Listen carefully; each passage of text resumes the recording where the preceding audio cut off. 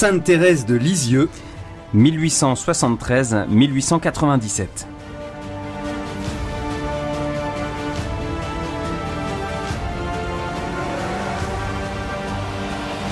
Le 1er août 1887, Henri Pranzini va être guillotiné à Paris. C'est un triple assassin qui a égorgé 2 femmes et une fille de 12 ans. Contre toute attente, à l'instant de monter sur l'échafaud, il se retourne, saisit le crucifix du prêtre et l'embrasse. En lisant ce récit dans le journal en cachette chez son père, la jeune Sainte Thérèse Martin a les larmes aux yeux. Elle priait pour la conversion du tueur depuis 6 mois. Je voulais à tout prix l'empêcher de tomber en enfer. C'est à ça que servent les saints, à sauver par leurs prières les hommes sans nombre qui naissent, vivent et meurent sans s'être une seule fois servis de leur âme, selon la belle formule de Bernanos. Dans ce 2e numéro de votre feuilleton spirituel en honneur ce mois-ci de Sainte Thérèse, entrons avec elle au Carmel de Lisieux, rue de Livarot. Nous sommes le lundi 9 avril 1888. Sainte Thérèse a alors 15 ans et 3 mois et elle retrouve 2 de ses sœurs parmi les 26 religieuses. Après une prise d'habits et de voile à chaque fois retardée, Sainte Thérèse s'enfouit dans la vie carmélitaine, puis découvre, après la mort de son père, son secret spirituel, une petite voie toute nouvelle. Pèlerin de Dieu avec Franck Bétoir et le père Jean-Baptiste Masson.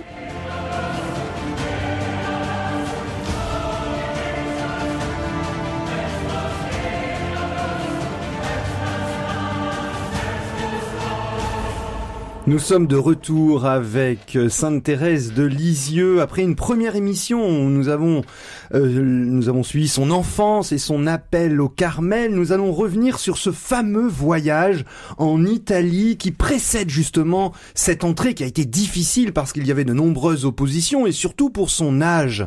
Elle fait un grand voyage avec son père et puis une centaine de pèlerins, 197 pèlerins français qui accompagnent l'évêque de Coutances, et puis ils vont faire un grand périple en Italie et surtout à l'intérieur pendant ces nombreux jours.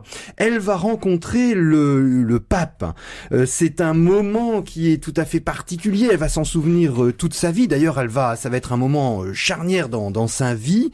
Ce matin-là, nous sommes le 20 novembre 1887, dimanche. Il pleut. Et c'est un mauvais présage, car Sainte Thérèse a remarqué que dans toutes les circonstances graves de sa vie, la nature était à l'image de son âme. Et puis il y a là plusieurs messes, les pèlerins entrent un à un dans la salle d'audience, et puis c'est sa demande, très Saint-Père, j'ai une grande grâce à vous demander. Et là, c'est le vieux pape Léon XIII qui ne comprend pas bien, le vicaire général est mécontent, il explique que c'est une enfant qui désire entrer au Carmel à 15 ans, mais les supérieurs examinent la question en ce moment, et puis là, le pape lui dit « Faites ce que les supérieurs vous diront ». Et il lui répond, vous entrerez si le bon Dieu le veut. En fait, il dit non. Et il y a 2 gardes nobles qui, après avoir vainement tenté de la faire lever, la soulèvent de force et la portent jusqu'à la sortie. En fait, c'est un fiasco complet. Il y a des journaux de l'époque qui relatent l'incident. Et pour elle va pleurer amèrement. Et alors évidemment, ça va bien se finir parce que finalement, elle va pouvoir rentrer au Carmel. Mais ce voyage d'une vie va lui donner des impressions très importantes. J'en citerai simplement 2. Elle va découvrir les prêtres dans leur intimité, et toute sa vie, elle va prier énormément pour les prêtres qui sont des êtres fragiles comme tout le monde. Et puis, elle va avoir ce contact avec la nature, avec l'histoire de l'Église, et avoir une compréhension fine du monde qui l'entoure, même si elle va passer toute sa vie à l'intérieur d'un Carmel. Alors Thérèse a maintenant 15 ans et 3 mois, ça paraît très jeune. Bon, il faut replacer ça dans le contexte de la maturité. À l'époque, c'est l'âge de la majorité pour l'Église, et donc il était hors de question qu'elle puisse entrer avant. C'est ce qu'elle avait demandé, elle avait insisté de tous côtés. Et donc là, il a fallu attendre cet âge officiel de 15 ans et 3 mois pour pouvoir entrer, ce qui reste quand même très jeune. Et donc elle suit sa grande sœur Pauline, qui était entrée au Carmel à 20 ans, l'aînée de la famille Marie-Louise, qui était entrée à 26 ans. Et donc elles sont maintenant 3 sœurs de la famille Martin dans ce Carmel, accueilli par la mère Marie de Gonzague. Alors, le Carmel de Lisieux, c'est donc un des Carmels de la Réforme, donc de cet ordre refondé par Sainte Thérèse d'Avila, donc avec une ribambelle de Carmel fondée en France. Donc là, maintenant, ça fait 300 ans que cette réforme a eu lieu. Et donc apporter des beaux fruits. Et le Carmel de Lisieux reste assez récent et il est petit et pauvre. Donc c'est une communauté peu fournie. Il y a en total 26 sœurs. Bon, faut savoir les Carmels sont jamais non plus beaucoup plus gros, mais c'est une communauté assez pauvre aussi bien matériellement que humainement. Et donc dans les 26 religieuses ressort la figure de la mère supérieure, mère Marie de Gonzague, qui a à cette époque-là autour de 46-47 ans, et ce qui est la moyenne d'âge de la communauté, qui est de 46 ans.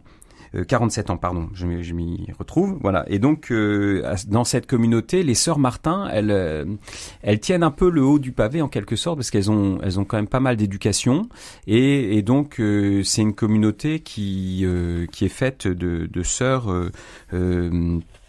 assez simple, voilà. Et donc dans cette communauté, Thérèse de Lisieux va trouver toutes les aspérités de la vie religieuse. Elle se fait aucune illusion. Elle a un très grand réalisme par rapport à cela, mais elle a vraiment cet attrait pour la vie cachée avec le Christ. Alors elle l'écrit, sans doute au Carmel, on ne rencontre pas d'ennemis, mais enfin, il y a des sympathies. On se sent attiré par telle sœur au lieu de telle autre, qui vous ferait faire un long détour pour éviter de la rencontrer.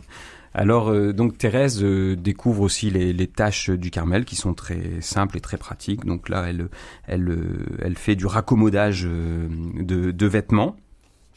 Et donc elle va s'intégrer dans cette communauté et dans un contexte qui est assez douloureux puisque son père a déclenché une maladie et il a des accès de crise où on le retrouve dans des états de conscience assez un peu égarés, quoi.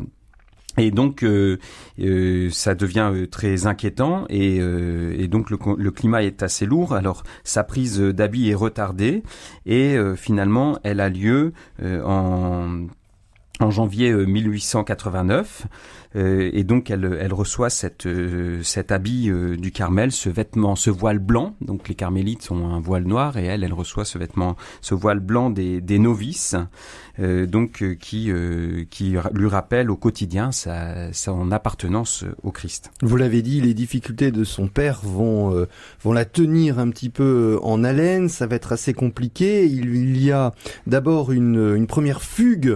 Nous sommes le 23-27 juin 1888. En fait, il y a la sœur aînée qui est encore avec le papa, Céline qui a 19 ans. Et puis cette sœur informe son père de son désir d'entrer au Carmel. Et lui, depuis le voyage en Italie, Monsieur Martin a beaucoup vieilli. Et à un moment, il est assez faible. Et le matin du 23 juin, panique au Buissonnet, c'est leur maison familiale. Léonie et Céline, les 2 sœurs restantes, aidées de la bonne, cherchent partout leur père. Il a disparu. Et un télégramme arrive le lendemain. En fait, Louis Martin demande de l'argent. Il est au Havre. Il a perdu un petit peu la raison, il redevient lucide et il est poursuivi par une idée fixe, donc on le rapatrie, on sait même pas où il est, on va le retrouver au bureau de poste du Havre, et il a une idée fixe, se retirer dans une solitude pour y vivre en ermite. Alors ça traumatise évidemment toute la famille, et le 12 février 1889, vous voyez, donc l'année suivante, alors que il est paru tout à fait bien lors de la cérémonie de la prise d'habit qui avait été retardée en janvier, donc un mois avant, et là il a une grande crise et dans son imagination Le papa voit des choses épouvantables, des carnages, des batailles. Il entend le canon et le tambour. Il se saisit de son revolver pour nous défendre si c'est Céline qui parle, elle était là, et ne veut plus s'en séparer. Alors, l'oncle, Isidore Guérin, craint pour la vie de ses nièces et il désarme son beau-frère. Le médecin décide l'internement immédiat à l'asile du Bon Sauveur à Caen. Il va y rester interné pendant 3 ans. Le grand patriarche qui était vénéré par toute la famille vit maintenant parmi les fous.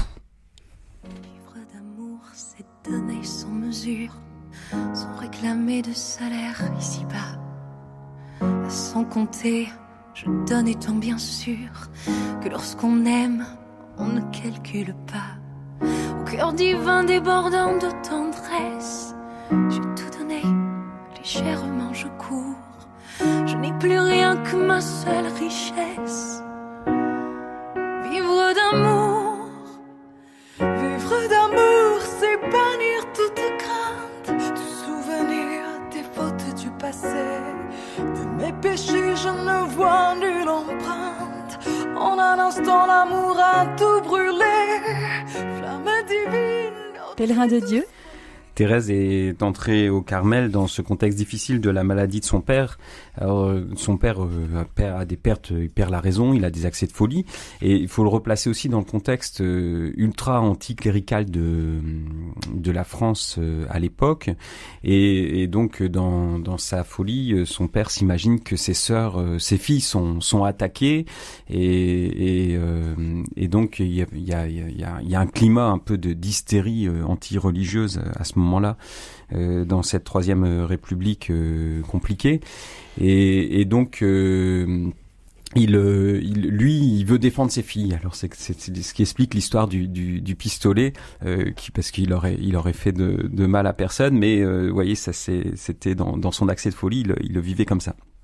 Et donc c'est très douloureux pour Thérèse. C'est dans ce contexte-là qu'elle vit sa retraite de postulante, et donc elle va dire qu'elle a rencontré plus d'épines que de roses, notamment à cause de cette maladie de son père. Alors, elle le lira aussi de façon spirituelle. Son père avait un drôle de geste. Il se couvrait, après plus tard dans son internement, il se couvrait le visage avec un voile. Et elle y reconnaissait aussi la Sainte Face, une évocation du voile du Christ, du visage du Christ essuyé par Sainte Véronique. Et pour elle va vraiment lire aussi dans cette maladie de son père et les souffrances qui l'accompagnent, cette association aux souffrances du Christ. Et ça va la conduire aussi à ce choix de son nom, Thérèse de l'Enfant Jésus et de la Sainte Face. Et donc Thérèse rentre dans un Carmel. On y reviendra dans les émissions où on développera la spiritualité de Sainte Thérèse. Donc dans un climat religieux français assez marqué par la sévérité religieuse, l'austérité et certaines formes rémanentes de jansénisme. Et en fait, elle y rentre dans une voie quand même de confiance, avec notamment son père jésuite qui, au moment de son entrée au Carmel, l'assure qu'elle n'a commis aucun péché mortel et l'a fait entrer avec une certaine libération de l'âme. Et donc vraiment la dégage de ces formes de scrupules où on passait son temps à s'inquiéter des péchés qu'on avait commis plutôt que de la grâce de Dieu. Et donc elle déploie cette spiritualité de la confiance, mais elle vit une période où elle éprouve peu de consolation spirituelle. Et elle écrit: « Puisque Jésus veut dormir, pourquoi l'en empêcherais-je ? Je suis trop heureuse de l'aimer. L'aimer plus que je n'ai jamais été aimé. C'est incroyable que comme mon cœur me paraît grand. Je voudrais convertir tous les pécheurs de la terre et sauver toutes les âmes du purgatoire. » Et donc, en fait, cette espèce de sécheresse spirituelle où elle sent très peu de consolation l'empêche pas de vivre une grande radicalité dans son amour pour Jésus et ce désir de sauver les âmes qui l'avait accompagné avec notamment la conversion de Pranzini. Et donc, elle va prendre son habit, devenir novice, et là, elle s'emploie à de nouvelles tâches. Elle est mise au réfectoire et aux soins de la bière, c'est-à-dire de les boissons à table. Voilà, donc c'est ces tâches tout à fait humbles, voilà, du noviciat dans lesquelles elle découvre la vie religieuse. le 24 septembre 1890. Elle a 17 ans, c'est sa prise de voile. Elle devient novice et cette prise de voile est tout entier voilée de larmes à cause de l'absence de son papa. Et puis c'est la grande période de l'enfouissement. Elle s'enfonce, vous l'avez dit, de plus en plus dans le désert avec cette aridité. Elle a quand même quelques grâces, mais elle lui arrive souvent de faire l'oraison de Saint-Pierre. C'est assez rigolo. C'est-à-dire, c'est Saint-Pierre est resté endormi au moment où Jésus à Gethsémani avait besoin de lui avec les apôtres, et elle s'investit dans les petits actes de la vie quotidienne. Elle dit: j'aimais à plier les manteaux oubliés par les sœurs et leur rendre tous les petits services. Elle ne se mêle pas des histoires, elle ne se défend pas si on l'accuse injustement. Elle sourit aux sœurs les plus désagréables avec elle mange tout ce qu'on lui donne sans protester. Et elle va devenir aide-sacristine à ses 18 ans. Elle change d'emploi avec une sœur Saint-Stanislas, une bonne vieille qui va surnommer son adjointe la petite sœur, ainsi soit-il. Et pendant cette grande formation de 3 ans, elle va également prier pour l'extérieur, notamment un carme, un sulpicien, un novice dominicain, puis Carme, le père Hyacinthe Loison, devenu provincial de son ordre, brillant prédicateur de Notre-Dame de Paris et qui a quitté avec fracas l'Église catholique en 1869, excommuniée. Elle va par l'Église, Sainte Thérèse va prier pour lui une grande partie, toute sa vie. Et à l'intérieur du Carmel, il y a une tension, notamment due au premier décès, la fondatrice qui s'éteint, Mère Geneviève de Sainte Thérèse, qui s'éteint à 87 ans, qui était considérée par toutes les sœurs comme une sainte, et puis également d'autres sœurs qui sont touchées par l'influenza qui ravage alors la France. Et à un moment, toute la communauté est alitée à l'exception de 3 jeunes sœurs, dont Sainte Thérèse de Lisieux. Et alors là, elle va sortir un peu de son enfouissement et donner libre cours à ses initiatives et donner toute sa mesure. Pendant ce temps, sa sœur Céline reste encore en dehors du Carmel. Elle y rentrera en dernier. Céline, c'est la sœur la plus proche de Thérèse en âge, et donc elle a d'autres projets. Il y a des projets de mariage qui se succèdent. Elle a maintenant 22 ans, c'est une jolie fille, et donc il y a 4 ou 5 projets de mariage qui se succèdent sur ces années. Et voilà que en fait elle va donc Thérèse prie beaucoup pour sa sœur, qui plus tard rentrera également à son tour, et qui pour l'instant dans le monde lutte de tout son cœur pour essayer de garder le chemin du Seigneur, et qui après ses différents échecs amoureux va faire un vœu personnel privé de chasteté, et progressivement se rapprocher du Carmel à son tour.